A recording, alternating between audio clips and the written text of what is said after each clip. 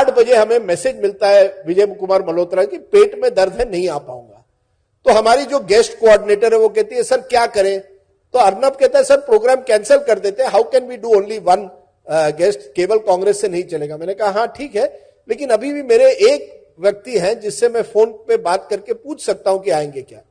तो मैंने मोदी जी को फोन किया, तो मोदी जी ने कहा, वो तो बड़े चतुर आदमी तब भी थे, कि आपका गेस्ट कैंसिल हुआ होगा। मैंने कहा हाँ सर आपको आना है लास्ट मिनट। तो उन्होंने तुम्हारी जरूरत छे, ऑलवेज रिमेंबर लाइफ में कभी अगर आपको उस व्यक्ति की उस नेता की भाषा समझ में आए ना, तो उसी भाषा में उनसे बात करिए, it is always a game changer. तो मैंने कहा सर तुम्हारी जरूरत है, मैं थोड़ा गुजराती जानता हूं। तो शू थયું? नहीं सर गेस्ट कैंसिल થઈ ગયો છે, તમે આવી जाओ सर। तो वो सोचे, मैं आपको बताता हूं 5 मिनट बाद। 5 मिनट बाद तुरंत फोन आता है, राजदीप जी मैं आ जाता हूं लेकिन पहुंचेंगे कैसे ग्रेटर कैलाश। तो मैंने कहा सर टैक्सी लीजिए। तो अच्छा टैक्सी क्या मल से, अरे नहीं जल्दी सर प्लीज आ भी जाओ तमें। तो मोदी जी टैक्सी, वो तो मैंने थोड़ा कभी किसी को कहा कि मोदी जी ने ये भी पूछा कि पैसा कौन देगा टैक्सी का, वो तो बात अलग है, वो तो नहीं कहा उन्होंने, पर उन्होंने कहा चलो मैं आ रहा हूं।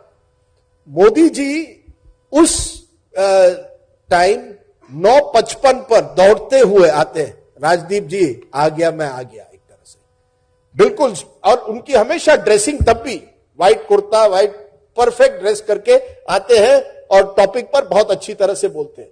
पर आप सोचिए वही नरेंद्र मोदी जिसके बारे में आज सौरभ आप पूछ रहे हैं मीडिया से एक्सेस नहीं है, वो उस जमाने में मीडिया और टीवी को जानते थे उसका क्या महत्व हो सकता है, किस तरह से अपनी एक पहचान बनानी है। देखिए वो मास लीडर नहीं थे तब बाकी जो बीजेपी लीडर्स थे, कई लोगों को हम उनको मास लीडर कहते थे, मोदी जी को नहीं।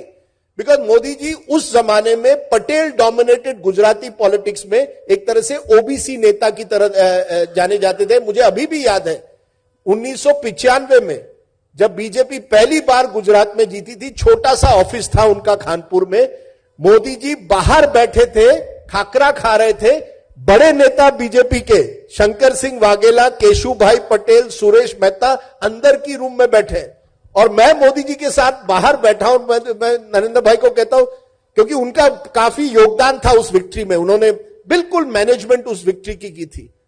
वो मुझे कहते हैं नहीं वो बड़े उनको बैठने दीजिए, मैं यहां हूं। उनको बुलाया नहीं गया था उस मीटिंग में। आप सोचिए, अब यही है ना 1987 में मोदी जी पहली बार एक तरह से अपनी एक पहचान बनाते। 87 में म्युनिसिपल इलेक्शन होता है अहमदाबाद में, और वो क्या करते हैं, हर गली नुक्कड़ में जाकर पोस्टर्स देख रहे हैं कि पोस्टर लगे हुए हैं कि नहीं सब बीजेपी कैंडिडेट्स के, और वो स्कूटर के पीछे बैठे हुए हैं।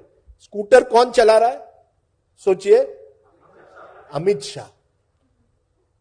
अब मेरे दोस्त यही बात है, ये कई नेताओं को ये पता चलना चाहिए। आज वो इस लेवल पर पहुंच गए, लेकिन कहां से आए हैं, ये जर्नी है लाइफ में, ये कोई वनडे मैच नहीं है पॉलिटिक्स। ये 40 साल से वहां बैठे हुए। आखिरी स्टोरी मैं कहूंगा मोदी जी की, क्योंकि ये भी एक तरह से एक लाइफ स्टोरी है, कि मोदी जी रहते थे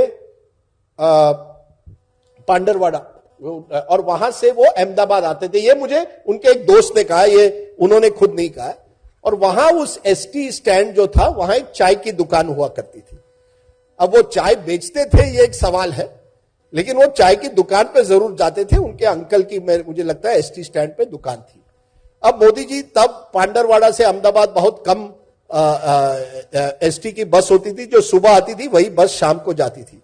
मोदी जी ने जब वो आते थे अपनी एक झोला लेकर, आपकी तरह बड़े अच्छे कपड़े पहन के, व्हाइट, आप तो कलरफुल कुर्ते और स्कार्फ पहनते हैं, मोदी जी का व्हाइट हुआ करता था। वो अपना झोला अपने सीट पे रखते हैं उस एसटी में, और वहां जाके दिन भर में अंकल के दुकान पर काम करते हैं। शाम को जब आते हैं, ये दोस्त ने उनके कहा, मोदी जी एक ही बार गुस्सा होते थे, अगर वो देखते थे कि उस जो बस की जो कुर्सी है ना, वहां अगर किसी ने झोला उठा के उस कुर्सी पर बैठ गए है ना, तो वो गुस्से में होते थे। उनका कहना था एक बार मोदी जी कुर्सी पर बैठ गए ना, कुर्सी नहीं छोड़ेंगे। और ये देखिए 40-50 साल का परिश्रम है, यू कैनॉट डिनाई इट। जब हम